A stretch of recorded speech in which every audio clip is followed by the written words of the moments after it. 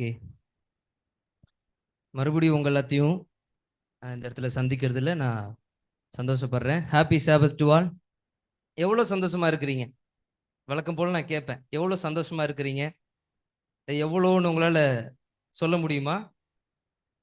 சரி, அப்ப அந்த அளவுக்கு என்ன பண்ணியிருக்கிறீங்க?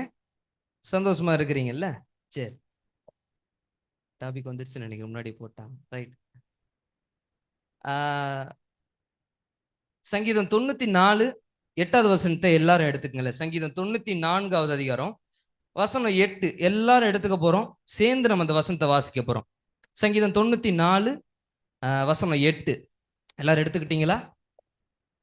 படிக்கலாமா? ஜனத்தில் மிருக குணம் உள்ளவர்களே உணர்வடையுங்கள், மூடரே எப்பொழுது புத்திமான்களாவீர்கள். நாம் ஜெபிக்கலாம்.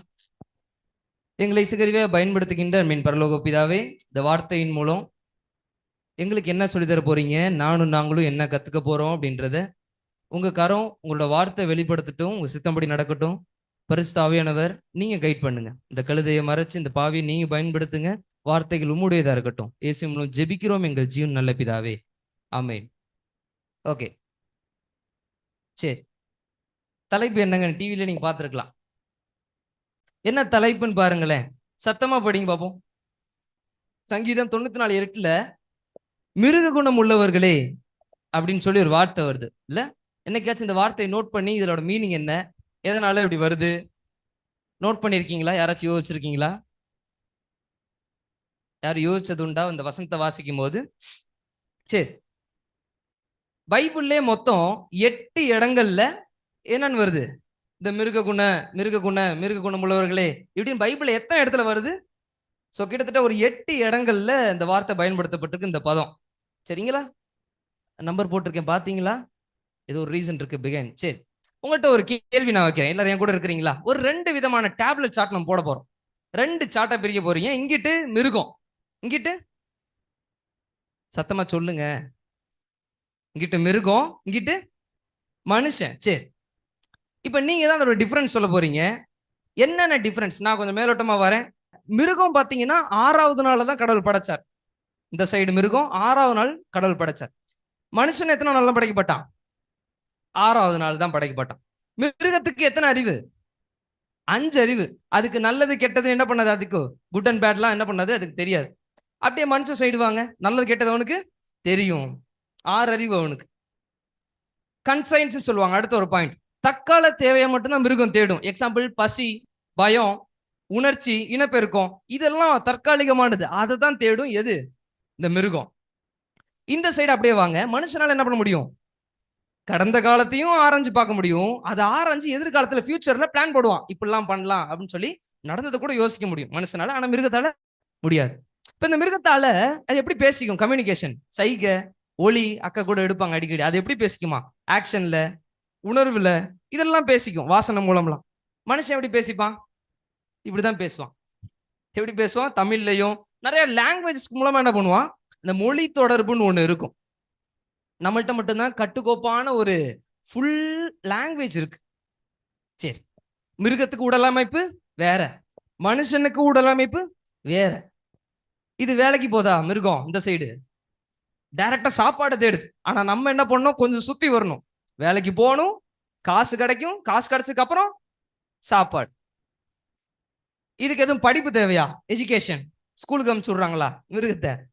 போ நாய்க்குட்டி, ஃபர்ஸ்ட் ஸ்டாண்டர்ட் போயிட்டு வா, ஸ்கூல் பேக் போட்டு விட்டு அனுப்பிச்சு விடுறாங்களா? இங்கிட்டு மனுஷனுக்கு அங்க சிரிக்கிறீங்க. நிறைய பேர்த்த என்ன பண்ண முடியல, கலப்பி ஸ்கூலுக்கு அனுப்பிச்சு விடுறது முடியல. ஆமா, ரொம்ப ஒரு பெரிய போராட்டமா இருக்கும். அப்ப இந்த மனுஷங்க தான் என்ன பண்றாங்க? கற்கக்கூடிய திறன், அறிவுத்திறன், ஸ்கூலுக்கு போறதெல்லாம் ஜென்ரேஷன் பை ஜென்ரேஷன் என்ன பண்ணுவாங்க? இந்த அறிவை அப்படியே செலுத்துவாங்க. அடுத்து நீ கத்துக்கிட்டியா, அடுத்து நீ கத்துக்கோ. அதே இங்கிட்டு பார்க்கும்போது மிருகம் ஏதாச்சும் கண்டுபிடிக்குதா? கண்டுபிடிப்புகள், இன்வென்ஷன்ஸ், எதுவும் புதுசா பல்பு கில்பு எதுவும் ஆராய்ச்சி பண்ணி உட்காந்து கண்ணாடி போட்டு கண்டுபிடிக்குதா? இல்ல. மனுஷன் என்ன பண்றான்? சுத்தி சுத்தி என்ன பண்றான்? இன்னைக்கு வரைக்கும் கண்டுபிடிப்புகள் என்ன பண்ணல, நிக்கல, தொடர்ந்துகிட்டே இருக்கு. ட்ரெஸ்ஸிங் சென்ஸ் இருக்கு அதுக்கு, மிருகத்துக்கு. இதெல்லாம் ஒரு ஒரு காரணத்தோட தான் படிக்கிறோம். எதனால அது படிக்கணும்னு பார்ப்போம். மிருகம் அன்னைக்கு ட்ரெஸ் போட்டு பாத்தீங்களா? இன்னைக்கு போட்டு விடுறாங்க, அது வேற. அதுக்கு நம்ம சைடு நம்ம ட்ரெஸ் போடுவோம், டிசைனா ஃபேஷனாலாம் வரும். மனுஷனுக்கு மிருகத்துக்கும் எவ்வளோ ஒரு டிஃபரன்ஸ் பாத்தீங்களா? அதுக்கு எதுவும் ப்ராப்பரா லாஸ் ரூல்ஸ் எல்லாம் போட்டிருக்காங்களா? ரெட் லைட் போட்டா நிக்கணும், ப்ளூல மன்னிக்கும் மஞ்சள் லைட் போட்டா என்ன பண்ணும் கவனிக்கணும், பச்சை லைட் போட்டா என்ன பண்ணும், இப்படி எதுவும் அதுக்கு ரூல்ஸ் இருக்குதா? எந்த விதமான ரூல்ஸ் அதுக்கு என்ன பண்ணல, கிடையாது. இந்த திருமண சட்டங்கள் எல்லாம் மிருகத்துக்கு இல்ல, மனுஷங்களுக்கு இருக்கு. இணைதல் அப்படின்ற ஒண்ணு இருக்கு. அதே மாதிரி கேஸ்ட், ரிலிஜியன், ஜாதி, இந்த வேறுபாடுலாம் எங்க இருக்கு? மிருகத்துல இருக்கா? எங்க மட்டும்தான் இருக்கு. கடவுள் வெறுக்கக்கூடிய விஷயம் ஜாதி, இந்த கேஸ்ட், ரிலிஜியன்லாம் எங்க இருக்கக்கூடாது. சபையிலயோ கடவுள் பிள்ளைங்கள்ட்டயோ மனுஷன்கிட்ட இருக்கக்கூடாது. கடவுள் படைச்ச ஆதாம் ஏவாள் எந்த ஜாதி? கிடையாது. தேவனோட பிள்ளைங்க. ஆமேன். சத்தமா சொல்லுங்க ஆமேன்னு. ஆமேன். அப்ப ஒன்னே உனக்கு மட்டும் மதம் பிடிக்கும். என்னது? யார் சொன்னா? யானைக்கு மட்டும்தான் மதம் பிடிக்கும். சரி, இங்கிட்ட இன்னொரு விஷயம் வருவோம். மிருகங்க எதுவும் சர்ச்சுக்கு போதா? இப்ப பைபிள் படிச்சுக்கிட்டு கடவுளோட வேலை எதுவும் செய்தா? பைபிள் படிக்கல, ஜோமன்ல, இதெல்லாம் ஒரு விஷயம். ஆனா பைபிள் சொல்லுது கடவுள் படைச்ச படைப்பு எல்லாமே கீழ்ப்படியுது அவரோட வார்த்தைக்கு. எக்ஸாம்பிளுக்கு பாருங்க, கழுத கழுத என்ன பண்ணுச்சு? பிழையாம். அந்த இடத்துல நீங்க பார்க்கலாம். யோனா சம்பவத்துல மீன் கீழ்ப்படிஞ்சு கடவுள் சொன்னத. எலியாவோட சம்பவத்துல காக்கா வந்து என்ன பண்ணுச்சு? சாப்பாடு கொடுத்துச்சு அவருக்கு. கடவுள் சொன்னாலே சாப்பாடு கூடிய மனுஷனுக்கு நறுப்பை கொடுத்துச்சு. யோசுவாவோட சம்பவத்துல சூரியன், ஆனா ஆக்சுவலா அது இல்ல. சூரியன் நின்னுச்சா? நம்ம அப்படி நடத்துக்கிறோம். ஜோஷுவாக்கு தெரிஞ்ச ஒரு விஷயம் அவ்வளவுதான். எப்பா சூரியன் தான் இங்கிட்ட அங்கிட்டு போயிட்டு வந்துட்டு இருக்குது. எனக்கு தெரிஞ்ச சயின்ஸ் என்ன? சூரியன் இங்கிட்டு போது கொஞ்சம் ஸ்டாப் பண்ணினார். ஆனா ஆக்சுவலா அங்க நின்னது பூமி. சூரியன் என்னைக்கு சுத்தி வந்துட்டு இருக்குது? பூமியை. பூமி தானே சூரியன் சுத்துது. என்னைக்காச்சும் யோசிச்சிருக்கீங்களா? இன்னும் படைப்புகள் எல்லாம் என்ன பண்ணுது? கடவுளுக்கு கீழ்ப்படுது. எக்ஸாம்பிளுக்கு செங்கடல், மோசே சொன்னாரு பல அப்படின்னா ரெண்டா என்ன பண்ணுச்சு? பிளந்துருச்சு. இப்படி எல்லா படைப்புகளும் யாரை நோக்கி இருக்கு? யாருக்கு கீழ்ப்படியுது? தேவனை நோக்கி இருக்கு. அவர் சொல்றதெல்லாம் கேக்குது. அப்படியே கொஞ்சம் மனுஷ சைடு வருவோமா? நம்ம சர்ச்சுக்கு போறோம், மனுஷங்களாம் டெய்லி சர்ச்சுக்கு போறாங்க, காணிக்க பண்றாங்க, நிறைய ஃபாஸ்டிங் பிரேயர் கூட இருக்கலாம், மினிஸ்ட்ரி நடக்கும், ஊழியங்கள் பற்பல டிஃப்ரெண்டா மினிஸ்ட்ரிஸ் இருக்கும், எக்ஸெட்ரா. அவரோட சாயல்ல படைக்கப்பட்ட நம்ம கொஞ்சம் டிஃப்ரெண்ட் தானே? அதோட டிஃப்ரெண்டா இல்லையா? டிஃப்ரெண்ட். அவரோட சாயல்ல படைக்கப்பட்டனா அது நம்ம 1:27 சொல்லுது, அவரை மாதிரியே. எல்லாரும் சொல்லுங்க, இயேசுவ மாதிரியே, படைச்சவரை மாதிரியே நான் என்ன பண்ணிருக்கேன்? படைக்கப்பட்டிருக்கிறேன். நம்ம எல்லாருமே எதுக்கு இந்த வசனத்துக்கு வந்தோம்னா, மிருகமும் வேற, மனுஷங்க யார் பெஸ்ட்? பைபிள் சொல்லுது சகலத்தையும் அவனோட பாதங்களுக்கு கீழே கீழ்படுத்திட்டீங்க. அவனை தான் லீடரா போட்டீங்க. அவன் எல்லாத்தையும் ஆண்டு கொள்வான். அப்படிப்பட்ட பவரை உங்களுக்கு அடுத்ததை யாருக்குள்ள வச்சீங்க? ஆதாம் ஏவாள் மனுஷ ஜாதிக்குள்ள வச்சீங்க. அவனுக்கு மேல உன அதிகாரம் செலுத்தக்கூடிய ஜந்து இல்ல வேற எதுவும் ஜீவன் எதுவுமே என்ன பண்ணல.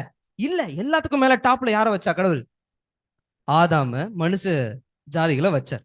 சரி, இப்ப என்ன பாருங்க, எல்லாத்துக்கும் மேல மேலன்னு சொன்னல, நம்ம மட்டும்தான் நேரா நிமிந்து ஒரு நடக்கக்கூடிய ஒரு மனிதன். கரெக்டா இல்லையா? மத்தெல்லாம் 4 கால் வச்சு என்ன பண்ணுவோம்? மாடு ஆடெல்லாம் கீழே போகும். நமக்கு மட்டும்தான் கைகள் நேரா வச்சு நிமிந்து நடக்கக்கூடிய ஒரு தருணத்தை கொடுத்துருக்காரு. ஆமே. தைரியமா கெத்தா என்ன பண்ணும்? நடக்கணும் கடவுளோட ஸ்பிரிச்சுவல் லைஃப்ல. இப்போ ஒரு கேள்வி, யார் சூப்பர்? யார் பெஸ்ட்? அனிமல்ஸா, மேன்கைண்டா? அதாவது மிருகங்களா இல்ல மனுஷங்களா? யார் சொல்லுங்க, நீங்க தான் சொல்லணும், சத்தமா சொல்லுங்க. மிருகங்களா மனுஷங்களா? மனுஷங்க இல்ல. சரி, திருப்பி நான் அதே கேள்விக்கு வரேன். அதுக்கு முன்னாடி ஒண்ணு விஷயம். இந்த மனுஷனை கடவுள் படைச்சார்ல, எல்லாத்தையும் என்ன பண்ணிட்டான்? பாவம் செஞ்சு இழந்துட்டான். இயற்கை மீதான கட்டுப்பாட்டை இழந்துட்டான். டைனோசர் வானா வரும், முன்னாடி போனா போகும். அப்ப கடவுள் வச்சிருந்த அதிகாரத்தை, கடவுள் கொடுத்த அதிகாரத்தை யார் இழந்துட்டா? மனுஷன். தேவனை விட்டு எல்லாம் போயிடுச்சு. அவர் கொடுத்த குணம், அவரோட அன்பான விஷயங்கள் எல்லாம் எப்படி போயிடுச்சு? ஆதாம் ஏவாளை விட்டு என்ன பண்ணிடுச்சு? போயிடுச்சு. பைபிள் சொல்லுது இல்ல, ரோமர் 3:23 இருக்கு, ரோமர் 5:12 இருக்கு. மனுஷன் எல்லாம் பாவம் செஞ்சுட்டான், டம்மி பீஸ் ஆயிட்டான். கடவுள் கொடுத்த வல்லமை என்ன ஆயிடுச்சு? போயிடுச்சு. இப்ப வருவோமா? பாவம் செய்து மனிதன் தன் ஆளுகை இழந்ததால் பாவம் இப்பிரபஞ்சத்தை ஆளுகை செய்தது. ரோமர் 5:21 பார்க்கலாம். பாவம் மரணத்துக்கு எதுவும் என்ன பண்ணுச்சு? ஆண்டு கொண்டது போலன்னு வசனம் வரும். ஏசாமி மனுஷங்கள்ட்ட ஆளுகை செய்யும் பவரை கொடுத்தாரு. இந்த பவரை பாவம் செஞ்சதுனால நான் யார்கிட்ட கொடுத்துட்டேன்? பாவம் இப்ப ஆளுகை செய்து உலகம் ஃபுல்லா. இப்ப ஹெட்ல யார் இருக்குதா? முன்னாடி ஆதாம் மனுஷ பிறவியில இருந்தாங்க. இப்ப யார் கையில இந்த ஆளுகை போயிருக்கு? யார் கையிலங்க போயிருக்கு? பாவம் ஆளுகை செய்தான். ரோமர் 5:21 பாக்குறோம். அப்ப திருப்பி நான் வரேன். இப்பதான் விஷயம். இந்த டேப்லெட் சார்ட் ஒண்ணு போட்டோம், ஞாபகம் இருக்கா? எது எதெல்லாம் மிருகத்துக்கு வேற, எப்படியெல்லாம் நான் வேறுபட்டு இருக்கிற மனுஷனா பார்த்தோம்ல. யார் உண்மையுமே பெஸ்ட்னு சொன்னீங்க முன்னாடி? ஒரு வசனத்தை வாசிக்க போறோம், மைக்கில் கூட நீங்க வாசிங்க. பிரசங்கி 3ஆம் அதிகாரம் 18 வரைக்கும். அதுல பாருங்க, நீங்க முன்னாடி மனுஷங்க தான் பெஸ்ட், அதான் மேன்மை அப்படின்னு சொன்னீங்க. ஆனா பைபிள் சொல்லுது வேற யாரையும் மேன்மைன்னு சொல்லுதான். பிரசங்கி 3ஆம் அதிகாரம் 18 அதுல இருந்து 20 வரைக்கும் நீங்க பாத்தீங்கன்னா சரியும். நானே சொல்லிடுறேன். மனுபுத்திரர் தாங்கள் மிருகங்களை போல இருக்கிறார்கள் என்பதை ஞாபகம் வச்சுக்கிட்டீங்களா? மனுஷங்களாம் எப்படி இருக்கிறாங்களா? மிருகங்களை போல இருக்கிறாங்களாம். அப்ப ஈக்குவல் தானே? அப்படியா? இன்னும் கொஞ்சம் வசனத்தை வாசிப்போம். மனுபுத்திரருக்கு சம்பவிப்பது அதே தான் மிருகத்துக்கும் சம்பவிக்குது. மனுஷனாக எனக்கு என்ன நடக்குதோ அதே தான்ப்பா மிருகத்துக்கும் நடக்குது. அது மட்டும் இல்ல, மிருகத்தை பார்க்கிலும் மனுஷன் மேன்மையுள்ளவன் என்ன. ஆஹா, என்ன டமால் இப்படி ஒரு குண்டை போட்டார் கடவுளு. முன்னாடி பார்த்தோம் மிருகம்லாம் கீழே, நம்ம தான் மேலன்னு பார்த்தோம். இப்ப எப்படி இருக்குது? மிருகம் மனுஷன் ஒண்ணுன்ட்டாரு. மிருகமும் மனுஷனும் ஒண்ணுதான், அது ஒண்ணும் மேன்மலாம் இல்லப்பா நீங்க அப்படின்ட்டாரு. என்ன விஷயம் இங்க அப்படின்னா, பாவம் செய்யறதுக்கு முன்னாடி வரைக்கும் வாழும வச்சிருந்தான் அதிகாரி. பாவத்துக்கு அப்புறம் மிருகமும் நம்மளும் ஒன்னான மாதிரி தெரியுது. அதனாலதான் சங்கீதம் 94:8 சொல்லுது என்னவா? மிருக குணம் உள்ளவர்களே. என்னன்னு சொல்லுது? எதுக்குங்க இப்படி ஒரு வசனம் இப்படி சொல்லணும்? எதனால? கடவுள் எது திட்டுறாரா? ஹார்ஷா திட்டுறாரா? கொஞ்சம் உள்ள போய் ஆராய்வோமா? அன்னைக்கு கடவுள் ஏன்ட்ட என்ன பேசுறார்? ஒருவேளை இந்த மிருக குணம் அப்படின்னா அது என்ன? சரி, பொதுவா மிருகத்தோட குணம் என்ன? அது எதிர்காலத்தை பத்திலாம் யோசிக்காது. பசி, கோபம், இச்சை, அப்போதைக்கான உணர்ச்சிகளுக்கு தான் முதலிடம் கொடுக்கும். கரெக்டா? பசிக்குதுன்னா டக்குன்னு பசியை தேடும். உணர்ச்சி இருக்கா, டக்குன்னு இனப்பெருத்துக்கு போகும். கோவப்படுதா, டக்குன்னு ஏதாச்சும் பண்ணும். அப்ப அப்போதைய உணர்ச்சிகளை மட்டும் தான் என்ன பண்ணும்? அது செயல்படும், அது முதலிடம் கொடுக்கும். அதுதான் அதோட நேச்சர். கரெக்டா? அது அதோட இயல்பு. சரி, இப்பதான் டாபிக் உள்ள போறோம். வேதாகமத்தின்படி இந்த மிருக குணம் அப்படின்னா என்ன? தெளிவா பார்க்கலாமா? வேதாகமத்தின்படி மிருக குணம்னா என்ன? மிருக குணம் என்றால் என்ன? ஆவிக்குரிய அறிவின்மை. கவனிச்சுக்குங்க. ஒரு 5 பாயிண்ட்ஸ் உங்களுக்கு சொல்ல போறேன், ஞாபகம் வச்சுக்க போறோம். பைபிள் நம்ம சொல்லி தருது. மொதல் பாயிண்ட் நான் சொல்ல போறேன், short time pleasure, immediate gratification சொல்லுவாங்க. எலிப்பொறி தெரியுமா? உங்க வீட்டுல, நம்ம வீட்டுலாம் சர்ச்செல்லாம், பழைய சர்ச்செல்லாம் என்ன பண்ணும்? எலி வந்து நாஸ்தி பண்ணிடும். அப்போ ஒண்ணு ஒப்பமே, அது பேர் என்ன? எலிப்பொறி. அது அந்த எலி என்ன பண்ணும்? தேங்காய் இருக்குன்னு வேகமா வந்து டப்புன்னு அடிக்கும், அதுவும் அடிச்சிடும், காலி. அது சயின்டிபிக்கலா சொல்றாங்க இம்மீடியட் கிராட்டிபிகேஷனா. ஃபர்ஸ்ட் பாயிண்ட் சொல்றேன், ஞாபகம் வச்சுக்கங்க. Short time pleasure. Short time pleasure, குறுகிய காலத்துல இருக்க அந்த சந்தோஷத்துக்காண்டி தேடி போகும். முதல் பாயிண்ட் என்ன? Short time pleasure. தற்கால தேவையை மட்டும் தான் யோசிக்கும், எதிர்காலத்துல என்ன இருக்குன்றதெல்லாம் பார்க்கவே பார்க்காது. சரி, ரெண்டாவது சங்கீதம் 94 எடுத்தோம்ல, அதுல 8வது வசனத்தை வாசிச்சோம்ல, மிருக குணம் மிருக குணம்னு. மிருக குணம் என்ன? 7வது வசனத்துல பாருங்க. முன்னாடி வசனம் வாசிக்க முடியுமா? சங்கீதம் 94:8 வாசிச்சோம், மிருக குணம் உணர்வடையுங்கள்னு. எது மிருக குணம்? 7வது வசனத்துல பாருங்களேன்.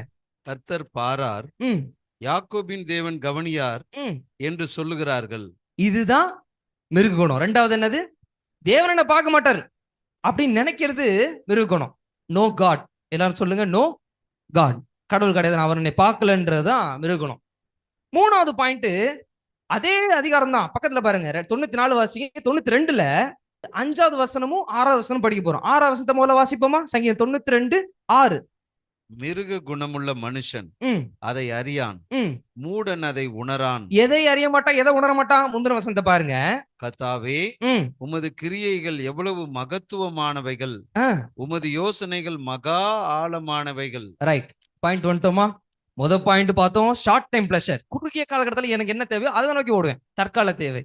ரெண்டாவது பாயிண்ட், நோ காட், தேவனை பார்க்க மாட்டாரு, அதுவும் மிருக குணம், ஆவிக்குரிய மிருக குணம். மூணாவது பாயிண்ட் சொல்லுது, தேவனோட அதிசயமான செயல்களை உணர மாட்டான்.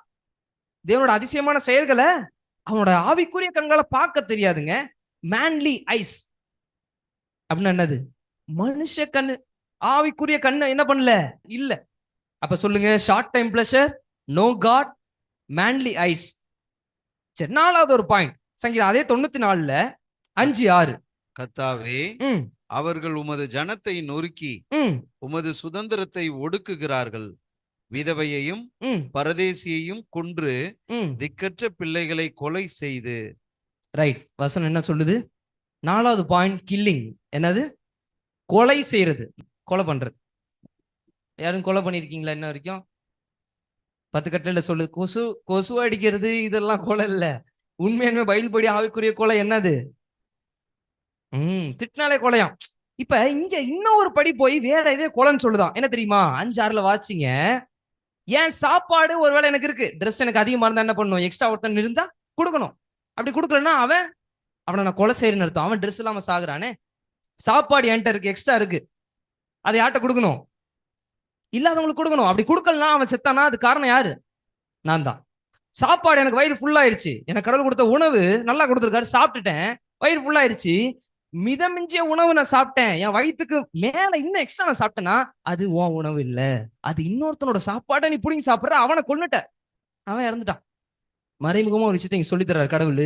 தேவையானதை உனக்கு எடுத்துக்கோ, எக்ஸ்ட்ரா உள்ளது இன்னொருத்தனோடது, நம்ம என்ன பண்ணக்கூடாதுல கை வைக்கிறது. 5வது ப்ரௌட் மவுத், பெருமைக்குரியவளை மட்டும்தான் பேசும். சங்கீதம் 94 4வது வசனத்தை வாசிங்களேன். ஏதுவரைக்கும் அக்கிரமக்காரர் யாவரும் வாயாடி கடினமாய் பேசி பெருமை பாராட்டுவார்கள். ரைட், இதுல ஒரு விஷயத்த பார்க்கலாம், 4வது வசனத்திலே பார்க்கலாம், இன்னும் நிறைய விஷயங்கள் இருக்கு. அப்ப அந்த வீண் வார்த்தை, கடினமான பேச்சு, நான் தான் பெருமை, இந்த ப்ரௌட் மவுத்த கடவுள் என்ன பண்றாரு? அங்கீகரிக்கவே இல்லை, வெறுக்கிறார். மத்தேயு 12:36 கணக்கு கொடுக்கணுமா? நான் பேசுற ஒவ்வொரு வார்த்தைக்கும் அதுக்கும் கணக்கு கொடுக்கணும். தப்பா திட்டுறேனா அதுக்கும். 2 தீமோத்தேயு 2:14 சொல்லுது வீண் பேச்சுக்கு விலகிரு. யோபு 15:3 சொல்லுது புரோஜனம் இல்லாத வார்த்தையை பேசி ஒரு புரோஜனம் இல்லைன்னு சொல்லுது. அப்ப இந்த வார்த்தைகள் இது எல்லாத்தையும் பார்க்கும்போது ஒரு பெருமை இருக்கு. உபதியா 1:3 கூட பார்க்கலாம். என்ன கீழே தள்ளுறவன் யாருப்பா அப்படின்னு நினைச்சு கேட்டான்னா அங்கேயே விழுக வந்துருச்சு. நீதிமொழியில பாக்குறோம்ல, ஒருத்தன் விழுகிறான், ஒருத்தனுக்கு அழிவு வருது, ஒருத்தனுக்கு விழுக இருக்குன்னா அதோட ஸ்டார்டிங் பாயிண்ட் எங்க தொடங்குது? நான் தான் பெருமை. இந்த ஐன்ற விஷயத்தை கவனிச்சு பாருங்க. பிரைடு என்னது? பெருமை. அதுல ஐவதான். எங்க இருக்கு? சென்டர்ல இருக்கு. PRID. லூசிஃபருக்கும் பாருங்க, பெருமையோட பெருமை அதிகாரி மாதிரி அவனோட லூசிஃபர்ன்ற லெட்டர்லயும் அந்த வேர்ட்லயும் அந்த சென்டர் லெட்டர் என்ன? the pride, the Lucifer, நான் தான், I can do, no, he can only do. அவரால மட்டும்தான் செய்ய முடியும் நம்பும் போது இந்த பெருமை நம்ம விட்டு ஆட்டோமேட்டிக்கா விலகிறோம். பெருமை தூக்கி முறை என்ன பண்ணும்? குப்பையில விளாசணுமா. அது நம்மள்ட்ட இருக்கிற வரைக்கும் ஐன்னு முடிஞ்சிச்சு, நம்ம வாழ்க்கை ஐயோதான். இப்ப எந்த அளவுக்கு இந்த 5 பாயிண்ட்டும் ஆவிக்குரிய ஒரு மிருக குணம் சொல்ல வருது. திருப்பி ஒரு முறை சொல்லுவோமா? தற்கால தேவையை மட்டும்தான் யோசிக்கும், ஆவிக்குரிய மிருக குணம். 2வது நோ காட், கடவுள் இல்ல, தேவனை பார்க்கலன்னு சொல்லும். 3வது மேன்லி ஐஸ், மனுஷனுக்குரிய கண்ணுதான் இருக்குமே தவிர ஆவிக்குரிய விஷயத்த ஏசாமி செய்யற செயல்களை எது என்ன பண்ணாது? ஆவிக்குரிய கண்ணு பார்க்காது. ஏன்னா என்கிட்ட இருக்கிறது என்னது? மனுஷ கண். 4வது கில்லிங், கொலை செய்யறது. எப்படியெல்லாம் கொலை செய்யறான்னு பார்த்தோம், வார்த்தை, செய்க, செயல் எல்லாத்துலயும். 5வது ப்ரௌட் மவுத், பெருமையான வாய். பார்த்தோம்ல எத்தனை பாயிண்ட் பார்த்தோம் ஆவிக்குரிய மிருகணும்னா? மொத்தம் 5 பாயிண்ட்ல கடவுள் சொல்றாரு, எப்பா இதெல்லாம் இருந்துச்சுன்னா இதுக்கு பேர் என்ன? சங்கீதம் 94:8 சொல்லுது மிருக குணம் உள்ளவர்களே. இன்னைக்கு நான் அப்படி ஒருவேளை மிருக குணம் உள்ளவனா இருக்கிறேன்னா கொஞ்சம் யோசிக்கணும். சரி, அப்படி யாரும் இது வரைக்கும் பார்த்துருக்கீங்களா பைபிள்ல? ஒருத்தன் நல்லதான் இருந்திருப்பான் மனுஷனா, திடீர்னு பார்த்தா மிருகமா மாறின கதை, இந்த சம்பவங்கள்லாம் உங்களுக்கு தெரியுமா? மனுஷனா இருந்து மிருகமா மாறுறது. நேபுகாத்நேச்சார், பாபிலோனோட ராஜா, 7 வருஷம் அரண்மனையில கிடையாதான், மாடு மாதிரியே புல்ல மேய ஆரம்பிச்சிட்டாரு. எத்தனை வருஷம்? 7 வருஷம். இப்படி நடக்கிறதுக்கு முன்னாடியே 1 வருஷத்துக்கு முன்னாடி யார் வந்து எச்சரிப்பு கொடுத்துட்டா? ஐயா டேனியல் யாரு? கடவுளோட மனுஷன். தானியேல் சொல்றாரு, எப்பா ஐயா ராஜா ப்ளீஸ் தயவு செய்து உங்களோட ஏழைங்களுக்கெல்லாம் என்ன பண்ணுங்க, காசு செலவு பண்ணுங்க ப்ளீஸ், அப்பெல்லாம் இருக்க வேணாம், பெருமை பட வேணாம். பார்த்தோம்ல 5 பாயிண்ட்ஸ். இத மிருகுணம் எல்லாம் எங்க இருந்துச்சு? நேபுகாத்நேச்சார்ட்ட இருந்துச்சு. நோட் பண்ணிக்கங்க. உங்களுக்கு தெரியுமா ஹேங்கிங் கார்டன் உலகத்துல 7 அதிசயங்கள்ல 1 என்னது? தொங்கும் தோட்டம். கேள்விப்பட்டிருக்கீங்களா? Hanging garden. இது யாருக்காண்டி கட்டினார் அப்படின்னா நேபுகாத்நேச்சாரோட காலத்துல கட்டினது. பாபிலோன்ல இருக்கக்கூடிய விஷயம் தான் 7 அதிசயங்கள்ல 1 ஹேங்கிங் கார்டன். அபியட்டிஸ் அப்படின்ற ஒரு வைஃப், தன்னோட ஒய்ஃப் காண்டி நேபுகாத்நேச்சார் கட்டினார். கட்டி அலங்கா, நீ இருந்த இடத்துல தோட்டம் இருந்துச்சு, உனக்கு நான் கட்டி தரேன்னு சொல்லி கட்டின இடம் தான் இது ஹேங்கிங் கார்டன். சரி, இந்த மெடிக்கல் வேர்டுல இவருக்கு வந்த வியாதி இருக்குல்ல, நேபுகாத்நேச்சார் வந்த வியாதி, இதுக்கு பேர் என்ன சொல்றாங்களே? ஏன்னா மாடு மாதிரி புல்லு மெஞ்சாராம், நகலாம் எப்படி மாறிச்சு? லாங் ஆயிடுச்சு, பெருசாயிடுச்சு, முடியெல்லாம் கழுகோட இறகு மாதிரி வெள்ளை கலர் பூச்சி போச்சு நான் வித்தியாசம் ஆயிட்டாரு. ட்ரெஸ் இல்லாம கிடக்குறாரு காட்டுல. வன சஞ்சரியா மாறிட்டார். டார்சன் மாதிரி ஆயிட்டார் போல. அப்ப இந்த ஒரு நோய்க்கு மெடிக்கல் வேர்ல்டு என்ன தெரியுமா சொல்லுது? இப்ப இருக்குது லிக்கன் ட்ரோஃபின்னு சொல்லுவாங்க. லிக்கன் ட்ரோஃபி இது வந்து ஓனாய் உருவெருப்பா மாறிடுமா. இன்னொரு பேர் வைக்கிறாங்க போன் த்ரோஃபி. மாடு மாதிரி புல்லு மேயுறது. அதோட மனநலம் எப்படி மாறிடுமா? மாடு மாதிரி புல்லு மேயுறதுக்கு பேர் என்ன? போன் த்ரோஃபி. இதெல்லாம் பத்தி ஆராய்ஞ்சனன். ஜோன் த்ரோஃபி இது பேர் என்னது? மனுஷன் மிருக மாதிரி டோட்டலா மாறிடுவான். இன்னைக்கு எப்படி நாய் கடிச்ச ஒரு மாதிரி நாய் ராபிஷ், அந்த மாதிரி இது ஒரு நோய். அப்ப இந்த ஆவிக்குரிய மிருக குணம் இப்ப இதெல்லாம் எங்க இருந்துச்சு? தற்காலத்தை மட்டும் தேடினாரு. ரெண்டாவது, தேவன் என்ன பார்க்கல, நோ காட். மூணாவது, மனுஷக்கன் மேன்லி ஐஸ். நாலாவது, கில்லிங், கொலை செய்யறது, ஏழைக்கெல்லாம் உதவல, எல்லாத்தையும் இவர் எடுத்துக்கிட்டாங்க. அஞ்சாவது என்னங்க? பெருமையா பேசுறது, ப்ரவுட் மவுத். இப்ப இந்த 5 காரியங்களும் இவர்கிட்ட இருந்துச்சு. நிறைய பேர் பார்க்கலாம் வெஸ்டில இருக்கிறாங்க. இப்படி எல்லாம் இருந்தா பைபிள் நமக்கு பேர் வைக்குது, இந்த மனுஷங்களுக்கு என்னவா? மிருக குணம் உள்ளவர்களே அப்படின்னு திட்டல. ஒரு சோகத்தோட அழுகையோட கடவுள் கேட்கிறார், எப்பா என்னப்பா இப்படி இருக்கிறியப்பா, உன்னை அதுக்காக நான் படைச்சேன் அப்படின்னு கேட்கிறார். சரி, ஓகே, கொஞ்சம் ஸ்டாப் பண்ணுங்க. இங்க இந்த இடத்துல ஒரு விஷயம் சொல்ல விரும்பப்படுறேன். என்ன வசனம் வாசிங்க? சங்கீதம் 94 என்ன போட்டிருக்குங்க? சங்கீதம் 94 8. எதுக்கு 8 பெருசா போட்டிருக்கேன்? எதுவும் லிங்க் இருக்குதா? இந்த 8க்கும் இன்னைக்கு நான் கத்துக்க போற விஷயத்துக்கு எது லிங்க் இருக்குதா? இப்படிதான் உட்கார்ந்தேன் நான். இதை லெசன் ப்ரிப்பேர் பண்ணிட்டு இருக்கும்போது அப்பா ஓட்டு வந்தாங்க. வந்து நேரா நம்பர் பிளேட் எடுத்துட்டு வந்தாங்க. காரோட நம்பர் பிளேட். புதுசா அந்த நம்பர் பிளேட் என்ன பண்ணாங்க, வேகமா கொண்டு வந்தாங்க. கொண்டு வந்து அதை இப்படி வச்சாங்க. நான் லெசன் ப்ரிப்பேர் பண்ணிட்டு இருந்தேன். என்ன அது 8 8ன்னு வந்துட்டு இருக்கு, சங்கீதம் 94 8ன்னு வேற வருது, நான் பாக்குற இடம்லாம் 8 8ன்னு வருது, எதுவும் விஷயம் இருக்கா இல்ல ப்ரிப்பேர் பண்றதுல? எதுவும் சொல்லி தரீங்களா? சீக்கிரம் சொல்லுங்க, இந்த அடுத்த பையனை போகணும். நின்றுகிட்டே இருக்கும்போது அப்பா ஒரு நாள் என்ன பண்ணாங்க, ப்ரிப்பேர் பண்ணிட்டு இருக்கும்போது வந்தாங்க. ஒரு நம்பர் பிளேட், காரோட நம்பர் பிளேட் கொண்டு வந்து அதுலயும் பார்த்தா அதுலயும் என்ன எழுதிருக்கு? TN 48 BL 8348. அப்ப அங்கேயும் கேட்டாங்க, பர்றா அது 8 8 வருதுடா அப்படின்னு. நான் ப்ரிப்பேர் பண்ணிட்டு இருக்கேன்.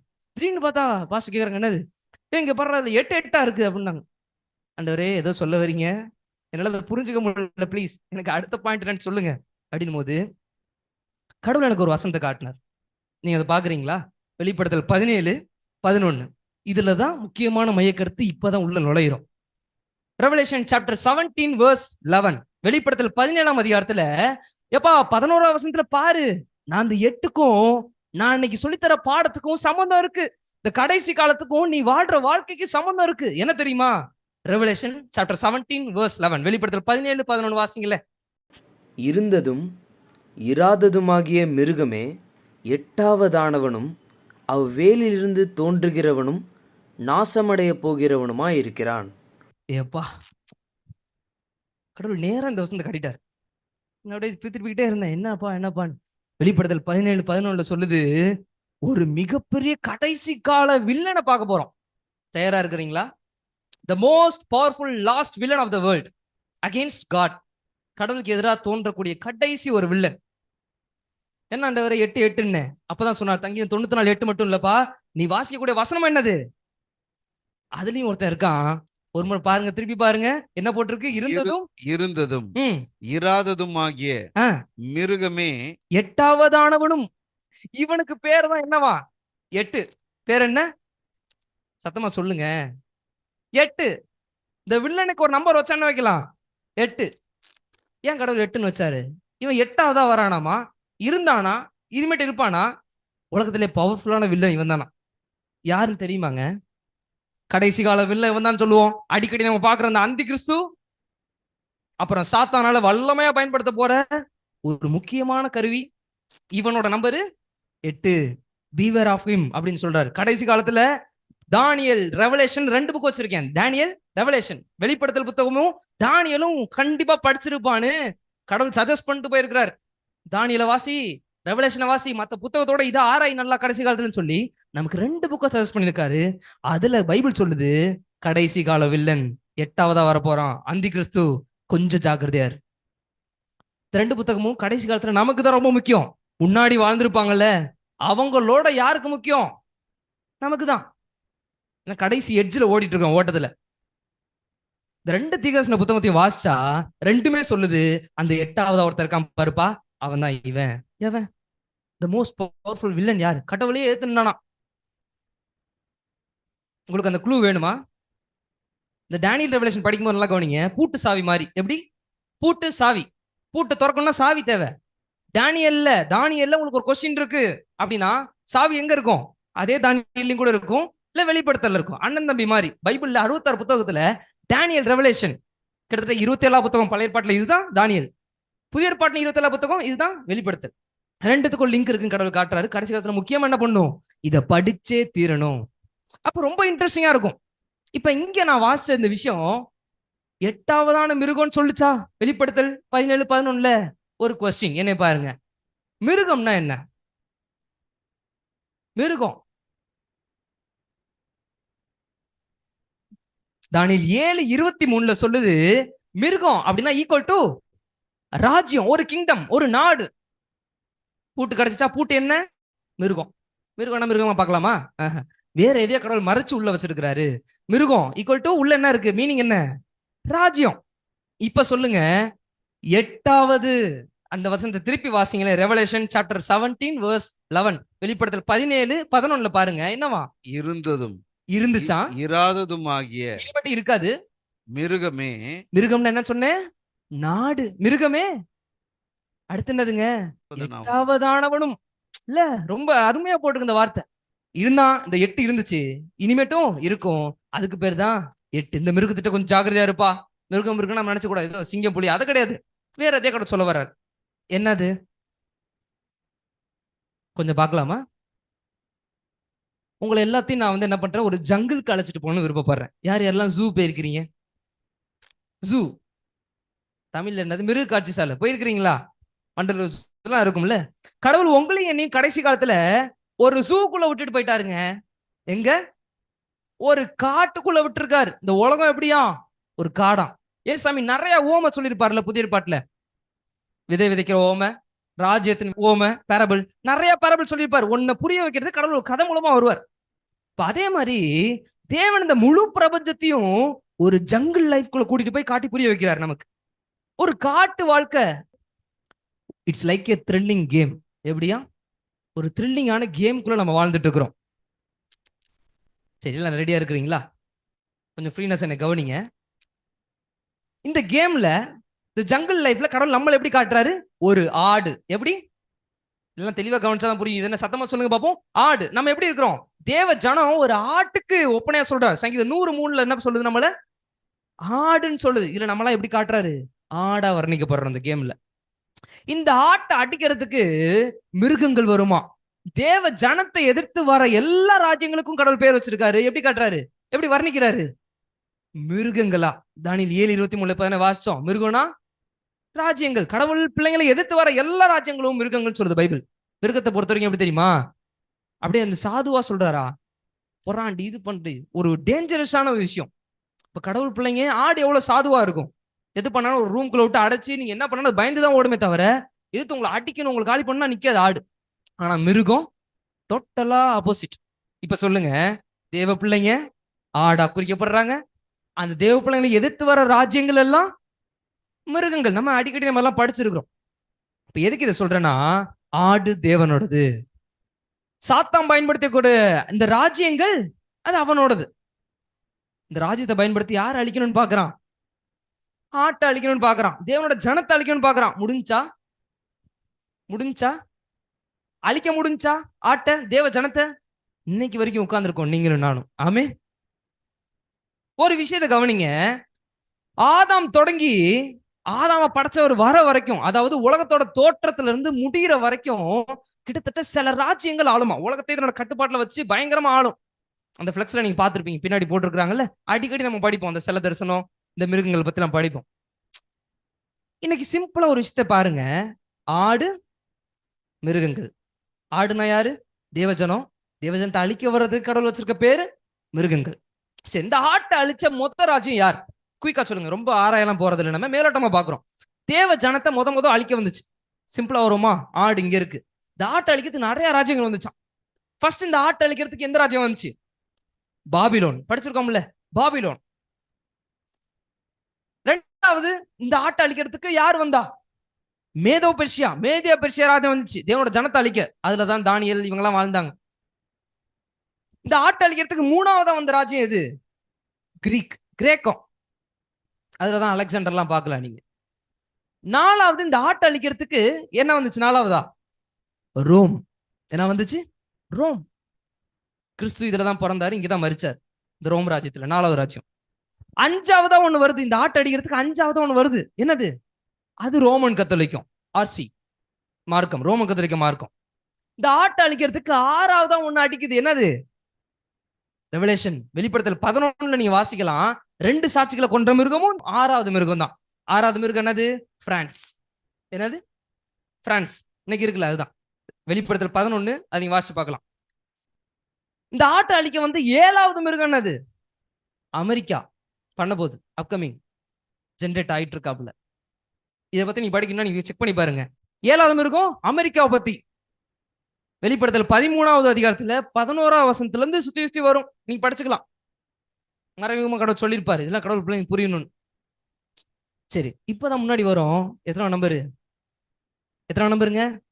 8. இது 8வது மிருகம் யார்? இது 8வது கடைசி வில்லன் யார்? ஒரு க்ளூ இருக்கு, பாக்குறீங்களா? 2வது மூல வசனம் வாசம். ஒரு மூல வசனம் இது முக்கியமா 2 வசனம் தான் மெசேஜ். ஒண்ணு சங்கீதம் 94:8, இன்னொன்னு ரெவலேஷன் வெளிப்படுத்தல் 17:11 கையில வச்சுக்கங்க. இப்ப அந்த வசனத்தை எடுங்க. அதுல ஒரு க்ளூ இருக்கு, ரொம்ப ஜாக்கிரதையா இருக்கணும், மத்தவங்க எல்லாத்தோட நீ ரொம்ப பீவர் கேர்ஃபுல் அப்படின்றாரு. வாசிங்களேன், வெளிப்படுத்தல் 17:11 ஒரு க்ளூ இருக்கு. நீங்க எனக்கு சொல்லுங்க, இது 8வது மிருகம் எப்படிப்பட்ட மிருகம் பார்த்தாலே கண்டுபிடிச்சிடலாம். பாருங்க பாப்போம். Revelation chapter 17:11. இருந்ததும் நல்லா கவனிங்க. இருந்துச்சு, இராததுமாகிய. அவ்வளவுதாங்க, க்ளூ கிடைச்சிருச்சுங்க. இப்ப இந்த 8வது மிருகத்தை நல்லா கவனிங்க. 8வது எதுன்னு தெரியல நமக்கு, இப்ப கண்டுபிடிக்க போறோம். ஒரு க்ளூ கடவுள் கொடுக்குறாரு, இது இருந்துச்சு. என்னது? இருந்துச்சு. பாஸ்ட் டென்ஸா, பிரசன்ட் டென்ஸா, ஃபியூச்சரா? இறந்த காலமா, நிகழ்காலமா, எதிர்காலமா? இருந்துச்சு, முன்னாடி இருந்துச்சு. ஏசாமி சொல்ற முன்னாடி இருந்துச்சு. 18வது இருக்கும். சரி, இன்னொரு க்ளூ பாத்தீங்க. என்னது? இராததுமான. அடுத்து 8வது. இத இங்கிலீஷ்ல நீங்க பார்த்தா ரொம்ப தெளிவா இருக்கும். Even he is the 8 and is of the 7. ரொம்ப ஈஸியா இருக்கு. புரியுதா உங்களுக்கு நான் சொல்றது? 8வதா இவன் வந்தா கூட என்ட்ரி கொடுத்தானோ, இவன் ஆல்ரெடி 7ல ஒண்ணுப்பா. நான் சொல்றது விளங்குதா? ஆல்ரெடி 7ல வந்திருக்கிறான் அவன். அந்த அவன் தான் இந்த இவன் 8. நான் சொல்றது புரியுதா? யார் அது? பைபிளுக்கு நிறைய பேர் வச்சிருக்கு. இது ஒரு டிஃபரெண்டான மிருகமா, கலவை மிருகமா. முன்னாடி பார்த்ததெல்லாம் கூட கடவுள் பண்றாரு. தானியேல் 2ல, தானியேல் 7ல பண்ணுவாரு. ஒரு சிங்கம். தானியேல் 2:7 பார்த்து சில சிங்கம் கம்பேர் பண்ணி சொல்லுவார். சிங்கத்தை காட்டுவாரு, வேற கரடியை காட்டுவாரு, சிறுத்தையை காட்டுவாரு. இப்படி இந்த மிருகம்லாம் நம்ம பார்க்கலாம், இன்னைக்கு இருக்கிற உலகத்திலே பார்க்கலாம், ஜூல பார்க்கலாம். ஆனா இந்த மிருகத்தை கடவுள் கம்பேர் பண்ணும்போது சொல்லவே முடியல. பூமியில அப்படிப்பட்ட மிருகம் இல்லையா, ஏன்னா அது கலவை மிருகமா. சிங்கம் மாதிரி வாய், கரடி மாதிரி காலு, இப்படி ஒவ்வொன்று கலந்துருக்குது. இதுக்கு பேர் கடவுள் வைக்கிறாரு கலவை மிருகம். முன்னாடி அதிக வருஷம் இந்த மிருகம் ஆளுக செஞ்சிருக்கு. கிபி 538ல இருந்து 1798 வரைக்கும் இது ஆண்டு இருக்குது. 1260 வருஷம், 1260 இயர்ஸ் இது ஆண்டு இருக்கு. இப்படிப்பட்ட ராஜ்யம் எதுவும் பார்த்துருக்கீங்க? ரொம்ப வருஷம் ஆண்டு இருக்குது. தன்னோட கட்டுப்பாட்டிலே உலகத்தை வச்சிருந்துச்சான். பொதுவா ராஜ்யம் அப்படின்னா ஒரு நாடு இன்னொரு நாடு அழிக்கும், அதுகிட்ட இருந்து எல்லாத்தையும் புடுங்கும், இதானே இதோட நோக்கம். இந்த 8வது மிருகத்தோட டார்கெட் கீழ் நோக்கி இல்ல, மேல் நோக்கி இருக்கு, செங்குத்தா இருக்குதான். நான் சொல்றது விளங்குதா? கீழ் நோக்கி அடிக்கல, ராஜ்யத்தை பிடிக்க நினைக்கல, இயேசுவோட சீட்டை பிடிச்சிருக்கு, பரலோக தேவனை தள்ளி விடணும்னு பார்த்துருக்குதுங்க. அப்படிப்பட்ட ஒரு மிருகம் தான் எது? 8வது. இதுக்கு சின்ன கொம்புன்னு கூட பேர் வைப்பாங்க, பாத்திருக்கீங்களா? சின்ன கொம்பு கேள்விப்பட்டிருப்போம். பைபிள் வைக்கிற பேர் நிறைய பட்ட பேர் வைக்கும். அந்தி கிறிஸ்து, கேட்டின் மகன், பாவ மனுஷன், நாசமா போற மிருகமா. பைபிள் அப்படிதான் சொல்லுது. காயப்பட்ட மிருகமா, தாறுமாறா கொலை செய்யுமா. 3 ராஜ்யத்தை காலி பண்ணிருச்சான். இதான் சொல்ல போனா உலகத்திலே பணக்கார ராஜ்யம். இயேசு கிறிஸ்து மாதிரியே பேசுமா. அதனாலதான் அதுக்கு பேர் என்ன? அந்தி கிறிஸ்து. சாத்தான் இன்ன வரைக்கும் உலக சரித்திரத்திலேயே தன்னோட பவரை ஃபுல்லா இருக்கு எந்த ராஜ்யத்துக்குமே கொடுத்தது இல்ல. ஆனா அந்த 8வது ராஜ்யத்துக்கு கொடுக்க போறான். 8வது வர போறான் பாருங்க. இந்த வில்லனை பத்தி தான் பார்த்துட்டு இருக்கிறோம். மெயின் ஆள் இவர் தான். கொஞ்சம் தெரிஞ்சுக்கிட்டா ரொம்ப நல்லது. யார் இந்த மிருகம்? The last powerful villain, the 8th Beast. யார்? பீஸ்ட் என்ன? மிருகம். யார் இது? இன்னொரு கடைசி க்ளூ தட்டுமா? ஏசுசாமியோட வருகை வரப்ப உலகத்துல இவங்க ஆட்சி அவங்க ஆட்சிலாம் நிக்காது. கடைசியா ஒட்டுமொத்த உலகமும் ஒரே ஆட்சியில நிக்கும். One world, one Dominion. ஒரே உலகம் ஒரே ஆளுகைன்னு சொல்லி நிக்கும். கடவுள் வரப்ப அந்த ராஜ்யம் தான் ஆளுநர் இருக்குமா? இவனோட ஆட்சி தான் இருக்கும். இன்னைக்கு இல்ல, ஆக போகுது. யாரு? இன்ஃபேக்ட் உலகம் அழியத்துக்கு முன்னாடி இவன் தான் நிப்பான் ராஜாவா. யாரு? பார்த்துட்டு முடிச்சிடலாமா? அதனாலதான் கடவுள் ஒருவேளை இந்த சங்கீதம் 94:8 வெளிப்படுத்தல் 17:11 நினைச்சாரோ? இவனை பார்க்கணும்னா பைபிள்ல ஏகப்பட்ட க்ளூ கொடுக்கப்பட்டிருக்கு. பைபிள்ல 1-2 இல்லைங்க, ஏகப்பட்ட ஒரு அடையாளங்கள்லாம் கொடுக்கப்பட்டிருக்கு. அப்படி பார்த்தா அது யார் தெரியுமா? இந்த மிருகம் யார்? 8வது மிருகம். Who is the 8th animal அப்படின்னா சிம்பிளா சொல்லட்டுமா? when the second coming of JC, RC is the AC. when the second coming of Jesus Christ, Roman Catholic is the Antichrist. Roman கத்தோலிக்கன் தான் பைபிள் படி அந்தி கிறிஸ்துமாக்கும். என்ன ஜெயில போட்டான்னு பரவாயில்ல, கரெக்டா அப்படிதான் சொல்லுவேன். பைபிள் என்ன சொல்லுது அதை என்ன பண்ணும், அப்படியே சொல்லி ஆகும். அப்ப ஜீசஸ் கிரைஸ்ட் வரும்போது ரோமன் கத்தோலிக்கோட ஆட்சி தான் என்னது நிக்கும். அதுதான் அந்தி கிறிஸ்துன்னு பைபிள் தெளிவா சொல்லிடுச்சு. இதுக்கு மாற்று கருத்து யார் எப்படி கொடுத்தானோ அது சாத்தானோட வஞ்சகம். ஜாகிரதையா இருங்க. According to your Bible, Roman Catholic is the AC, அதாவது ஆன்டி கிரைஸ்ட். முன்னாடி நம்ம பார்த்த எல்லா மிருகத்தோட கொடூரமான மிருகம் எதுங்க? இந்த 8வது மிருகம் ரோமன் கேத்தலிக் மார்க்கம். நம்ம அதுல இருக்க ஜனங்களையோ இல்ல அங்க இருக்கிறவங்களையோ அவங்கள நம்ம குறை சொல்லல. அந்த ஆளுக அந்த மார்க்கம் செய்யற விஷயங்கள் எல்லாம் டோட்டலா கடவுளுக்கு அகைன்ஸ்ட் ஆனது. அதனாலதான் பைபிள் கம்பேர் பண்ணி சொல்லுது இதுகிட்ட ஜாக்கிரதையாரு. இதுதான் அந்தி கிறிஸ்து. எந்த மிருகம்? 8வது மிருகம். நான் இந்த 8வது சொல்றேனே, எந்த மிருகம் தெரியுமா? ஆல்ரெடி க்ளூ பார்த்தோம். என்னது? 7ல 1. அந்த 7ல 1 என்ன? 5வது மிருகம். பாபிலோன் முதல்ல, 2வது மேதோ பெர்சியா, 3வது கிரேக்கம், 4வது ரோம். இந்த 5வது என்னது? ரோமன் கத்தலிக்கம். இந்த 5 தான் கடவுள் எப்படி கம்பேர் பண்றாரு? 8, 5 இருந்துச்சா, போயிடுச்சு. திருப்பி வரப்போகுது. எப்படி என்ட்ரி கொடுக்க போகுது? எப்படி? 8வதா? சரி, ஒரு செக் பண்ணிடலாமா? முன்னாடி நாம பார்த்த அத்தனை மிருக குணம், 5 சொன்னா 5 மிருக குணம், இந்த 5 மிருக குணமும் யாருக்கு செட் ஆகும்? இந்த 8வது மிருகத்துக்கு செட் ஆகும். எதிர்காலத்தை பத்தி சுத்தமா யோசிக்காது. ஆவிக்குரிய வேசித்தனம், அசத்தியத்தோட ஒப்புரவாகிறது. ரோமன் கத்தலிக்க மார்க்கம் அஞ்ஞான ரோமோட இணைஞ்சிச்சான். பேரே என்னது? Roman Catholic. இப்படி கூட சொல்லலாம், ரோம் அண்ட் கேத்தலிக். ரோமும் கத்தோலிக்கமும் கடவுள் சொல்லியிருக்காரு அஞ்ஞான மார்க்கத்தோட இணையாத, வெளிச்சத்துக்கும் இருளுக்கும் சம்பந்தம் இல்லை. ஆனா இது என்ன பண்ணுது? முத பாயிண்ட் என்ன? எதிர்காலத்தை யோசிக்காது. எல்லாத்துக்கூடயும் உபச்சாரம் சமரசமாகும். சத்தியத்தோட உபச்சாரம். இரும்பு களிமண் ஆக்சுவலா சேராது. கட்டும் போது பாத்திருக்கீங்களா? கட்டடம் பில்டிங் கட்டும் போது இரும்பு களிமண் சேருமா? ஒட்டிக்குமா? ஆனா இங்க சேருது. கடவுள் இந்த சிலையில காட்டுறாரு தானியேல் 2ல. அப்ப என்னது? கடவுள் பிள்ளைங்களும் மத்தவங்களும் சேர மாட்டாங்க, ஆனா சேருது. 2வது பாயிண்ட் என்னது? மிருகோணத்துல 2வது பாயிண்ட் என்னது? தேவன் என்னை பார்க்கல அப்படின்னு சொல்லுச்சு. இங்கே அதே தாங்க. பிகாஸ் இன்ஃபேக்ட் நான் தான் தேவன் சொல்லிச்சான் இந்த 8வது மிருகம். பாவங்களை மன்னிக்கக்கூடிய ஒரே அதிகாரம் என்கிட்ட தான் இருக்கு. பாவ சீட்டு நான் கொடுக்குறேன். மனு குலத்தோட பிரதிநிதி நான் தான். I am the mankind's intercessor அப்படின்னு சொல்லுதான். இன்டர்சீடன் என்னது? மத்தியஸ்தரே நான் தான்ப்பா. மனுஷங்களுக்கும் கடவுளுக்கும் நடுவுல நிக்கிறது யாரு? நான் தான். ஓ பாவங்களை என்கிட்ட சொல்லு, நான் அவர்கிட்ட சொல்றேன், அவர் மன்னிப்பாரு. நான் அவன்கிட்ட மத்தத்தையும் பாத்துக்கிறேன். 2 பாயிண்ட் பாத்துட்டீங்கல்ல? தற்கால தேவையை நோக்கும். 2வது தேவன் இல்லைன்னு சொல்லும். பிகாஸ் என்ன சொல்லுது? அதுவே நான் தான் தேவன் சொல்லுது. 3வது இந்த 8ஆம் மிருகம் சொல்லுது ப்ரௌட் மவுத், பெருமை. என்ன பெருமை பேசுச்சு? பைபிள் சொல்லுது தேவதூஷணமா. தன்னை தேவன் சொல்லுமா, நான் தான் நியாயாதிபதியா சொன்னா ஆச்சரியப்படுவீங்க. ஒரு போப் சொல்றாரு, கூடுமானா நான் தேவனே நியாயம் திருப்பேன்னு சொல்றாங்க. அவரே நான் ஜட்ஜ் பண்ணுவேன், ஏன் அப்படி செஞ்சீங்க, ஏன் அப்படி அப்படின்னு கேட்கக்கூடிய அதிகாரம் யாருக்கு இருக்குன்னு சொல்றாங்களாம்? போப் ஆண்டவர். பேரே பாருங்க, என்னது? போப் ஆண்டவர். நம்ம இயேசுவே ஆண்டவர்னு சொல்லுவோம். அவங்க என்ன சொல்றாங்க? 4வது மிருகுணம் என்னத்தை பாத்தீங்க? கில்லிங், ஒடுக்குதல். இந்த கில்லிங்க்கும் இவங்களுக்கு 8ஆம் மிருகத்துக்கும் சம்பந்தம் இருக்கா? சம்பந்தம் இருக்கா? நான் ஆல்ரெடி சொன்னேன்ல, கிபி 538 இருந்து 1798 வரைக்கும் கிட்டத்தட்ட எத்தனை வருஷம் தெரியுமா? 1260 வருஷம் தாறுமாறா கொலை பண்ணுச்சு கிறிஸ்தவங்களை, கடவுளோட பிள்ளைங்களை. பைபிள் எவெல்லாம் கீப்ப பண்றவா இங்க வா நான் போடுறேன்னு சொல்லி சரா மாதிரியா வெட்டுச்சு, கண்ணா பின்னமா வெட்டுச்சு, டிஃப்ரெண்டா கொலை பண்ணுச்சு. 8ஆம் மிருகத்தோட குணம் என்ன? கொலை பண்ணும். என்னது? கொலை பண்ணும். தாறுமாறா கொலை பண்ணும். ஏங்க அப்பயே அப்படி கொலை பண்ணிட்டு கடவுளோட பிள்ளைங்கள மோசமா பண்ணுச்சு. இன்னும் அப்டேட்டா காயப்பட்ட மிருகம் ஆயின்மெண்ட்லாம் போட்டுட்டு திருப்பி அப்டேட்டா வரப்போகுது. எப்படி பயங்கரமா இருக்கும். ஃபர்ஸ்ட் பார்ட் பயங்கரமா இருக்குமா, செகண்ட் பார்ட் பயங்கரமா இருக்குமா? பொதுவா செகண்ட் பார்ட் வெரி கியூரியஸா இருக்கும். வரப்போகுதுங்க, தயாராயிட்டோமா? ஹிட்லரை விட அதிகமா கொன்னுச்சான் வரலாறு சொல்லுது. அவரே எக்கச்சக்கமா கொன்னாரு யூதர்களை நிறைய பேத்த. ஆனா அதை விட என்ன பண்ணுது, கோடி கணக்குல லிஸ்ட் போகுது. அதுக்கு பேர் தான் இருண்ட காலம். ஹிஸ்டரியில போட்டிருப்பாங்களே டார்க் ஏஜ், அது இந்த ஏஜ் தாங்க. இன்ஃபேக்ட் 3 நாடை தூக்கிடுச்சு, 3 நாடை கொலை பண்ணிடுச்சு. உங்களுக்கு ஒரு 3 பேர் சொல்றேன், தெரியுதான்னு பாருங்க. அமெரிக்கா தெரியுமா, பிரான்ஸ், இட்டாலி தெரியுமா? இதெல்லாம் தெரியும் சொல்லுவீங்க. இப்ப இன்னும் 3 கேட்கறேன் பாருங்க. இந்த 3 உங்களுக்கு தெரியுமான்னு சொல்லுங்களேன். ஹெருலி தெரியுமா? ஆஹா, என்ன புதுசா இருக்கு. வாண்டல்ஸ், ஆஸ்திரகாத் தெரியல. அப்படி பண்ணிருச்சு இந்த 8வது மிருகம். இன்னைக்கு எப்படி அமெரிக்கா, இட்டாலி எல்லாம் இருக்கு, பிரான்ஸ் எல்லாம். இதே மாதிரி ஒரு 3 நாடு தான் ஹெருலி, வாண்டல்ஸ், ஆஸ்திரகாத். இது 3த்தையும் அடிச்சு தூக்கிடுச்சு, சாப்பிட்டுச்சு. 538 சேர் போட்டு உட்காந்துச்சு, 5வது ராஜ்யமா. அதுக்கப்புறம் காயப்பட்டுச்சு, போயிடுச்சு.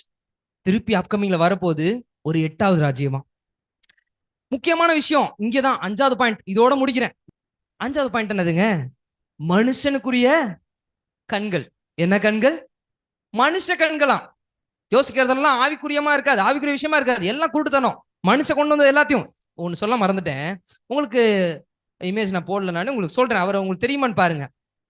நல்லாதான் இருந்துச்சு இந்த 5வது மிருகம். ரோமன் கத்தோலிக்க மார்க்கம் நல்லாதான் கடவுளோட வார்த்தையெல்லாம் கேட்டுட்டு முன்னாடி இருந்துச்சு.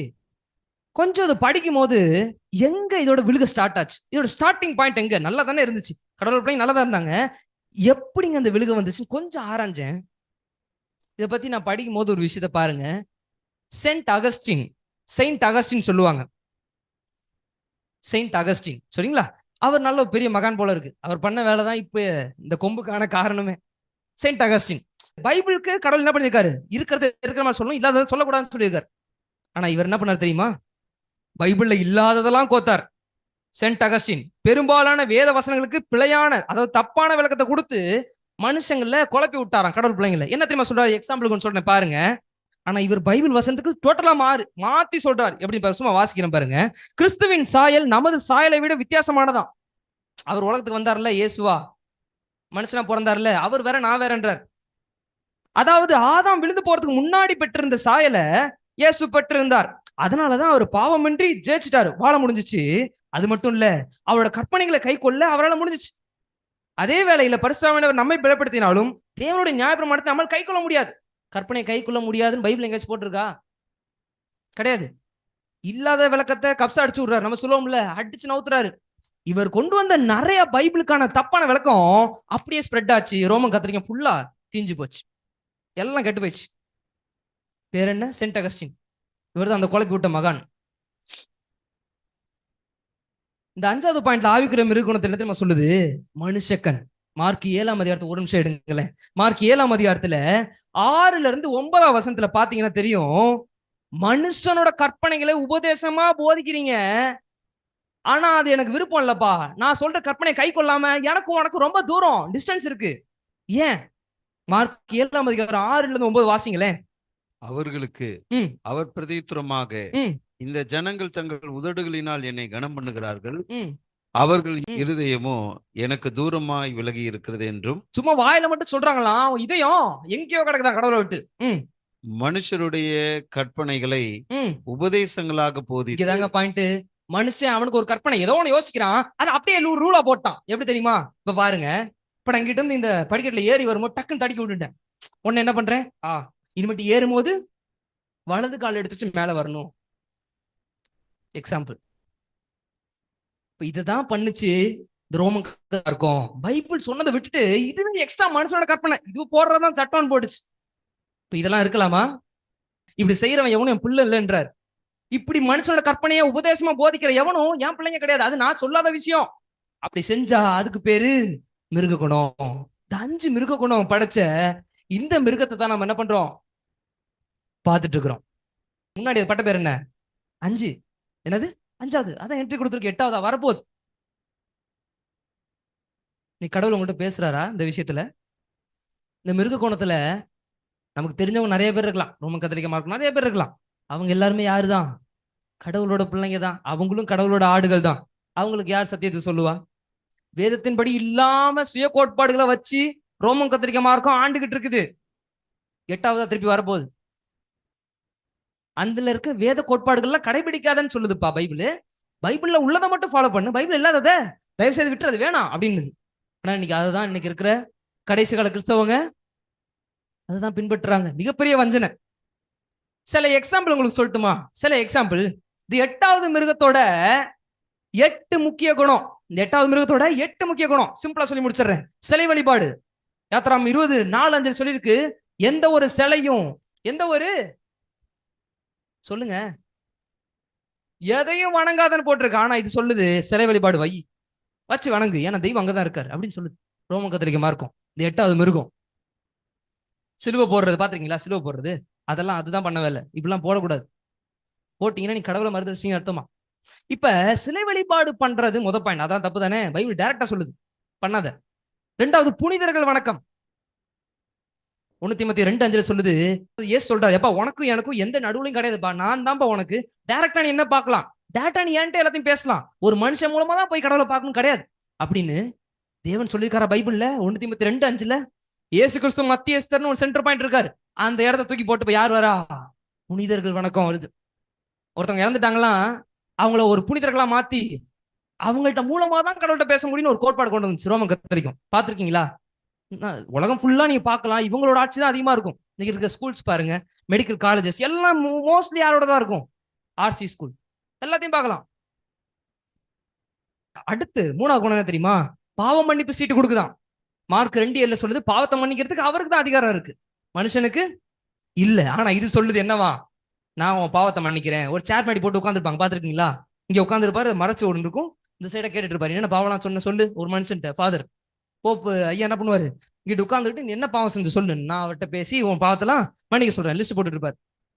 இதெல்லாம் நிறைய பெரிய பெரிய கேஸ்லாம் இருக்கு, நீங்க நியூஸ் பாருங்க, இதெல்லாம் நிறைய போயிட்டு இருக்கு.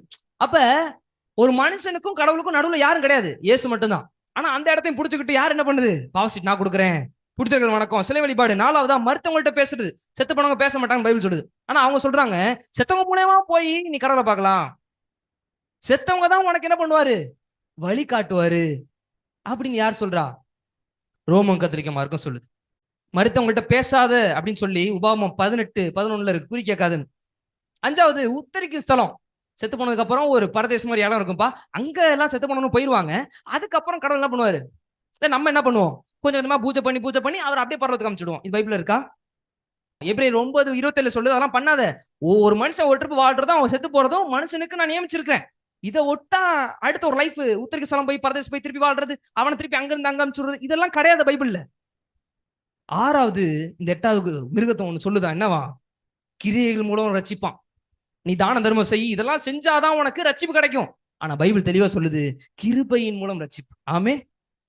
எபேசியர் 2:8-9 சொல்லுது, கிருபையினாலே ரட்சிப்பான். இது உங்களால் உண்டானதல்ல, இது தேவனுடைய சொல்லுங்க ஈவு. எங்க ஒரு விஷயம் பண்ணு, இப்படி கால் நடத்துக்கிட்டு முட்டி போட்டுலாம் போவாங்க, பாத்துருக்கீங்க? முட்டி போட்டு அங்க அது வரைக்கும் ஆட்சியில பண்ணுவாங்க. இதெல்லாம் பண்ண வேணாம்பா. இது பண்ணாமலே நீ உண்மையா உணர்ந்து உன் பாவத்தை என்கிட்ட அறிக்கைட்டா போகணும்பா, நான் உன்னை கூட்டிட்டு போறேன் பரலோகத்துக்கு, நல்ல வாழ்க்கையை கொடுப்பேன்னு ஏசு சொல்றாரு. ஆனா அந்த ரோமன் கத்தோலிக்க மார்க்கம், அந்திகிறிஸ்து மார்க்கம் சொல்லுது என்னவா? இதெல்லாம் அப்படிலாம் கிடையாதுப்பா, நீ நடந்து போகணும், வேளாங்கண்ணிக்கு இங்க அங்க நடந்து போகணும், செப்பல் போடாம நடந்து போகணும், இந்த விஷயத்த பண்ணணும், அந்த விஷயத்த பண்ணணும், திருப்பலி பூசைக்கு வரணும். இதெல்லாம் யார் கொண்டு வந்த சத்தம்? பைபிள் இருக்கா? கிடையாது. எல்லாம் அந்த 8வது மிருகம் அந்திகிறிஸ்து பண்ண வேலை. 7வது தானான் திருமணம், பெண் திருமணம். இதெல்லாம் ரோமர் 1:26-27 சொல்லுது, படிச்சு பாருங்க. இது கூடாதுன்னு சொல்லுது. ஆணான் திருமணம் பண்றது, மேல் ஃபீமேல் தப்பு. இதெல்லாம் எங்க ஊக்கப்படுத்துறாங்க? ரோமன் கத்தோலிக்க மார்க்கம் இது சட்டமாவே கூட கொண்டு வருதான், கேள்விப்பட்டேன். இதெல்லாம் நீ பண்ணிக்கலாம்ப்பா, நம்ம நாட்டுல பண்ணிக்கலாம், ஆணான் திருமணம் பண்ணிக்கோ, பெண் இதெல்லாம் பண்ணிக்கோன்னு சொல்லுது. இப்படிப்பட்ட மார்க்கம் கடவுளுக்கு எதிரானது.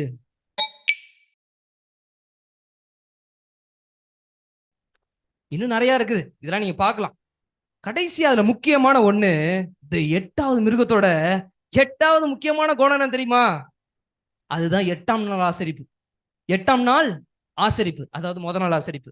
பைபிள் எங்கெல்லாம் 8ஆம் நாள் வருதோ அதெல்லாம் ஞாயிற்றுக்கிழமை, சண்டேவே குறிக்குது. 7 நாள் வருதா? Sunday, Monday, Tuesday, Wednesday, Thursday, Friday and Saturday. திருப்பி என்ன வருது? 8 1 2 1 தான். எந்த நாள்? சண்டே. 8ஆம் மிருகத்தோட 8வது முக்கியமான குணம் 8வது நாள் ஆசரிக்க செய்யறதுதான். அதாவது முதல் நாள் தேவன் தொழுகை நாளா வச்சிருக்கிறது யாத்திராம் 20:10 7ஆம் நாள் ஆசரின்னு சொல்றாரு. ஆனா அந்த மிருகம் என்ன பண்ணுது? 8ஆம் நாள் ஆசரி. அதாவது முதல் நாள் ஆசரி. சண்டேவை சிருஷ்டிகரா நீ அவனை தொழுது கூடன்னு சொல்லிட்டு நீ இது பண்ணுப்பா அப்படின்னு எது சொல்லுது? 8வது மிருகம் கடைசி கால வில்லன் சொல்றான்.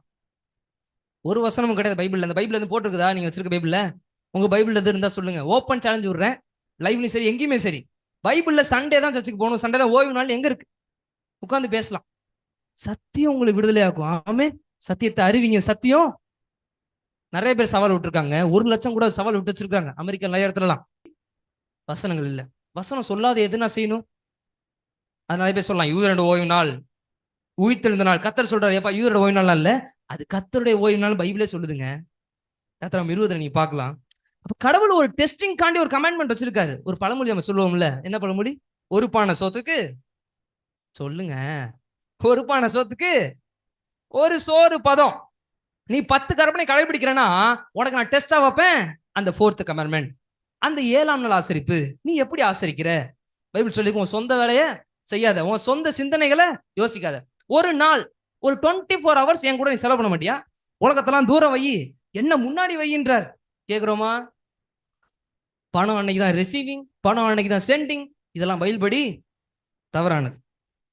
ஓய்வு நாள் ஆசரிக்கிறப்ப பரிசுத்தமும் ஆசீர்வாதமும் இருக்கான். அதே நம்ம 2:2 நீங்க பார்க்கலாம். சில பேர் சொல்லலாம் 10 கட்டளை வரல அதெல்லாம். அதே நம்ம 2:2 வந்துருச்சு. எதுக்கு சொல்றேன் அப்படின்னா, இந்த 4வது கட்டளையில தான் இந்த 8வது மிருகம் கைய வைக்கும். இந்த ஓய்வு நாள் கட்டளையை தான் சாத்தான் கடைசி காலத்துல அழிக்க பார்ப்பான். ரோமன் கத்திரிக்க மார்க்கம் சண்டேன்னு ஒண்ணு கொண்டு வந்துச்சு. கிபி 321 வரைக்கும் கான்ஸ்டான்டின் தெரியும் உங்களுக்கு, ரோம பேராயன் குணஸ்தந்தராயன் சொல்லு, அவன் தாங்க முத சண்டே வர்ஷிப் கொண்டு வந்து. அது வரைக்கும் முன்னாடி இல்ல. மித்ராயிசம்னு ஒரு மார்க்கம். ஆக்சுவலா இவங்க என்ன பண்ணாங்க? மித்ராயிசம்னா புறஜாதி மார்க்கம். அது என்ன பண்ணுச்சு? சண்டே ஆசரிச்சுட்டு உடனே பார்த்தார் ராஜா, நான் கிறிஸ்டினா ஆயிட்டப்பா, நீ வந்து சண்டே ஆசரி, நீ என்ன பண்ணு சாட்டர்டே சண்டே மாத்திக்கோ. மித்ராயிசம் பாருங்க, செக் பண்ணி பாருங்க. அந்த மார்க்கத்தை அப்படியே ஃபாலோ பண்ணி யார் வச்சுக்கிட்டா? இன்னைக்கு இருக்க கிறிஸ்தவங்க வச்சுக்கிட்டாங்க. பைபிள் படி தவறானது. தானியேல் 7:25 சொல்லியிருக்கு, கண்டிப்பா ஒரு 8வது மிருகம் வரும், 5வது மிருகம் வரும், ஓய்வு நாள் ஆசரிப்பை மாத்தும், 4வது கற்பனையை மாற வைக்கும். அதனாலதான் ஒரு விஷயம் கவனிச்சிங்களா? 10 கட்டளையில மத்த எந்த கட்டளைக்குமே கொடுக்காத ஒரு வார்த்தையை கடவுள் இதுல பதிச்சிருப்பாருங்க, செதுக்கி வச்சிருப்பாரு. ஒரே ஒரு வார்த்தை, என்னது? ஓய்வு நாளை பரிசுத்தமா ஆசரிக்க, நல்ல சத்தமா சொல்லுங்க, நினைப்பாயாக. Remind the Sabbath to keep it holy. ரொம்ப சூப்பரா போட்டிருக்குல்ல. மத்த எதுக்குமே சொல்லிருக்க மாட்டார். இதெல்லாம் கடைபிடிப்பாங்கப்பா, இதெல்லாம் சொல்லுவாங்க சபையில எல்லா இடத்துலயும். ஆனா இந்த 4வது கட்டளை மட்டும் அவன் தொட்டுருவான், கடைசி நாள்ல மறக்க வச்சிருவான் சாத்தான் இந்த 8வது மிருகத்தின் மூலமா. அதனாலதான் வசனம் போட்டிருக்க அந்த வார்த்தை, நினைப்பாயாக. ஒவ்வொரு செகண்ட் நினைக்கணுமா? சும்மா காலில் பைபிள்ல இப்ப நம்ம வந்து படிச்சுட்டு போயிட்டு அந்த 24 மணி நேரத்துல ஒவ்வொரு செகண்டும் பரிசுத்தமானதுன்னு சொல்றாங்கங்க. உலகத்துக்குரிய சிந்தை வருதா ஓய்வு நாள்ல? உலகத்துக்குரிய பேச்சு அன்னைக்குதான் கதையெல்லாம் பேசும், அன்னைக்கு இருக்கவே கூடாதுன்னு பைபிள் சொல்லு. ஓய்வு நாளை ஆசரிக்கிறது முக்கியம் இல்ல, அதை பரிசுத்தமா ஆசரிக்கிறோமா அது ரொம்ப முக்கியம். மற்ற 9 கட்டளைகள் இருக்கிறதோட இந்த 4வது கட்டளை ரொம்ப ரொம்ப இம்பார்ட்டன்ட். இந்த 8வது மிருகம் கடைசி காலத்துல மர கிடைச்சிரும்பா. பிளீஸ் இனிமேட் ஆச்சும் நான் சொல்றது கேளு, 4வது கற்பனையை கடைபிடி அப்படின்னு யார் சொல்றா? உங்களை நீ படைச்ச தேவன் சொல்றார். ஒரு விஷயம் சொல்லட்டுமா? அப்கமிங் ப்ராஃபசி இந்த கொஞ்ச நாள்ல நீங்க வேணா பாருங்க. அமெரிக்கா ஒண்ணு இல்லைங்க, 8 மிருகம் பார்த்தோம்ல. 8 யாரு? சத்தமா சொல்ல முடிச்சிடறேன், ஆமென் போட்டுறேன். 8 யாரு? ரோமன் கத்தோலிக்கும். இந்த 8 7 கையில போட்டுக்கும். 7 என்னது? அமெரிக்கா. அமெரிக்காவை கையில போட்டுக்கிட்டு இதான் பேரே பாருங்க, ஆர்சி. நம்ம பிள்ளைங்களா விளையாடும் பார்த்துருக்கீங்களா? ரிமோட் கண்ட்ரோல் கால், ரிமோட் கண்ட்ரோல் ஆர்சி. இதுதான் கண்ட்ரோல் பண்ண போகுது. அமெரிக்காவை கையில போட்டுக்கிட்டு ஒட்டுமொத்த உலகத்தை கண்ட்ரோல் பண்ணும். என்ன தெரியுமா கொண்டு வரும்? ஒரு மிகப்பெரிய சட்டம் ஒன்று கொண்டு வர போகுது. சண்டேலா, சண்டே தான் எல்லாரும் ஆசரிக்கணும், இதை ஆசரிக்காதவன் கொலை செய்யப்படுவான்னு சொல்லி ஹார்டா சட்டம் வரப்போகுது. மொத்த அமெரிக்கால வரும். அதுக்கப்புறம் உலகம் ஃபுல்லா வரும். உலக தலைவர்கள் இன்னைக்கு ஒன்று கூடுவாங்க பாருங்க, எல்லா மத தலைவர்களும் அங்க போயிருவாங்க. இந்த 8வது மிருகத்தோட, இந்த ரோம கத்தோலிக்க போப் மார்க்கத்தோட எல்லாம் ஒன்னா இறந்துச்சு கிட்டத்தட்ட. அந்த சட்டம் வந்துருச்சு, ஆட்டம் ஆரம்பிக்க போகுது. ரொம்ப ஸ்பீடா ஆரம்பிக்கும். கிளைமேக்ஸ் அங்கதான் தொடங்க போகுது. 8வது மிருகம் யாருன்னு தெரிஞ்சுக்கிட்டீங்க. அதோட குணங்கள் என்னன்னு பாத்தீங்க. அது எதுல போய் கைய வைக்கும், எதை மறக்க வைக்கும்னு பாத்தீங்க. அதை இன்னைக்கு நான் மறந்துருக்கேனா? இந்த அமெரிக்காவை கொஞ்சம் ரிவர்ஸ்ல போட்டு, எனக்கு எப்பயுமே சும்மா இருக்கும்போது அதுதான் விஷயம். இது யாச்சும் பண்ணிட்டு இருப்பேன், யோசிச்சுட்டு இருப்பேன். அப்ப இந்த அமெரிக்கான்ற வேர்டை கொஞ்சம் ரிவர்ஸ்ல போட்டேன். பார்த்தா ஒரு வேர்டு கிடைச்சிச்சு, அசீரமா. என்ன கிடைச்சு? அசீரமா. கொஞ்சம் போய் குரோம்ல செக் பண்ணி பார்த்தேன், கூகுள்ல. அசீரமானா என்ன அப்படின்னு ஒர்க் ஷாப் தெளிவா வந்துச்சு. தூக்கி பகின்னு போட்டுச்சு. ஒர்க் ஷாப்னா என்னது? ஒரு வேலை ஸ்தலம். சாத்தானோட மிகப்பெரிய வேலை ஸ்தலம். ஒரு காலத்துல கடவுளோட நாடா இருந்துச்சு அமெரிக்கா, கிறிஸ்டின் வேர்ல்டு. இப்ப யார் கையில போகுது? ஒர்க் ஷாப் யாரோட ஆக போகுது? சாட்டன். பிரசன்ட் ட்ரூத்னா கேள்விப்பட்டிருக்கீங்களா? நிகழ்கால சத்தியம். உங்களுக்கு ஒரே ஒரு கட்டளை தான். இந்த வீடு இடிஞ்சு விட போகுதுன்னா ஃபர்ஸ்ட் டைம் என்ன பண்ணி ஆகணும்? அப்போதைக்கான செய்ய வேண்டிய செயல் என்ன? வெளியில போகணும். ஆதாம் ஏவாளுக்கு ஒரே கட்டளை தான் கொடுத்தாரு. என்ன கொடுத்தாரு? பழத்தை சாப்பிடாத. நோவாக்கு அன்னைக்கு இருந்த ஜனங்களுக்கும் ஒவ்வொரு காலத்திலையும் பாருங்க. நோவாக்கு கப்பல்ல ஏறினா தப்பிப்ப. சோதம் கொமோரால லோத்துக்கு பட்டணத்தை விட்டு வெளில வா தப்பிப்ப. லோத்தோட மனைவிக்கு டோன்ட் டர்ன் பேக், பின்னாடி திரும்பி பார்க்காத, ஆள்காலி. இப்படி ஒவ்வொரு காலத்துக்கும் எவ்வளவு கட்டளைகள் முக்கியமா இருந்தாலும், எவ்வளவு கடவுளோட வார்த்தைகள் முக்கியமா இருந்தாலும், ஒன்ன மட்டும் கடவுள் பிரஸ் பண்ணி கொடுப்பார், இன்சிஸ்ட் பண்ணுவார், இம்பாக்ட் கொடுத்து சொல்லுவார், இதை மட்டும் செய்யாத, ஃபர்ஸ்ட் இது செய்யாத. ஒவ்வொரு காலத்துக்கு இருக்குல்ல நிகழ்கால சத்தியம், பிரசன்ட் ட்ரூத். இன்னைக்கான பிரசன்ட் ட்ரூத் என்னன்னு என்னைக்காச்சும் யாரும் யோசிச்சிருக்கீங்களா? இந்த நிகழ்கால சத்தியம் இன்னைக்கு நான் எதை செஞ்சா காப்பாற்றப்படுவேன், மற்றதெல்லாம் ஆட்டோமேட்டிக்கா பேக்ல வந்துடும். இன்னைக்கான பிரசன்ட் ட்ரூத் என்ன தெரியுமா? போய் வீட்டுல பொறுமையா வாசிங்க. வெளிப்படுத்தல் 14:6-12 வரைக்கும் முத்தூது. ஒவ்வொரு காலத்தையும் கடவுள் ஒவ்வொரு வார்னிங், ஒவ்வொரு எச்சரிப்பு தான் கொடுத்திருக்காரு. நம்ம கடைசி காலத்துல வாழ்ற நமக்கு 3 எச்சரிப்பு. போய் பொறுமையா வாசிச்சு பாருங்க. வெளிப்படுத்தல் 14:6-12 வரைக்கும். அது ரொம்ப ரொம்ப முக்கியம். படைச்சவரை வணங்கு, மகா பாபிலோன்ட்டு வெல்லவா. எது மகா பாபிலோனு? இதுதான். பாபிலோனே கன்றாவியா இருந்துச்சு அன்னைக்கு நேபுகாத்நேச்சரோட காலத்துல. பாவத்துக்கெல்லாம் முதலிடம். இது மகா பாபிலோனா. இதுல இருந்து தயவு செய்து என்ன பண்ணிரு, வெளில வந்துரு. 3வது, அந்த 8வது மிருகத்தோட முத்திரையை மட்டும் வாங்கிறாத, கையிலையும் நெத்திலையும். அவ்வளவுதாங்க. 8வது மிருகத்தோட முத்திரைனா என்னதுங்க? இந்த ஓய்வு நாள் கடவுள் ஒண்ணு வச்சிருப்பாரு சனிக்கிழமைன்னு. ஆனா அது ஒரு முத்திரை வச்சிருக்கோம், சண்டே. ரோமன் கத்திரிக்கோம் சண்டேன்னு சொல்லும், பைபிள் சொல்லும் சாட்டர்டேன்னு. நீ எதுக்கு நேரம் நிக்க போற? ஒயிட்டா பிளாக்கா? கடைசி காலத்துல நீங்க இந்துவா, முஸ்லீமா, ஏன் கிறிஸ்டினா, இதுவா அதுவா அப்படிலாம் செலக்ட் பண்ணி கூட்டு போக மாட்டார் பரலோகத்துக்கு. 7வது நாள் ஓய்வு நாள் ஆசரிச்சிருக்கியா? 10 கட்டளை கடைபிடிச்சிருக்கியா? உனக்கு என்ன கிடைக்கும்? பரலோகம் கிடைக்கும். இன்னைக்கு நம்மளை பார்த்து கடவுள் சொல்றாரு, சங்கீதம் 94:8, மிருக குணம் உள்ளவர்களே உணர்வு அடையுங்கள். இந்த 8வது மிருக குணம் உள்ளவர்களே மனம் திரும்புங்க, தயவு செய்து அதை விட்டு வெளில வந்திருப்பான்றார். இப்ப நம்மளோட மனம் திரும்புதலுக்காண்டி இன்னைக்கு இயேசுவும் பரலோகமும் வெயிட் பண்ணிட்டு இருக்கிறாங்க. அந்த மிருக கோணத்தை விட்டு கொஞ்சம் வெளில வருவோமா? வெளில வரும்போதுதான் தேவ குணமுள்ளவர்களா மாறுவோம். ஆமே. தேவ குணம் மிருக குணமா இன்னைக்கு என்ன பண்ணக்கூடாது? மாறிடக்கூடாது. நம்ம ஜெபிப்போமா?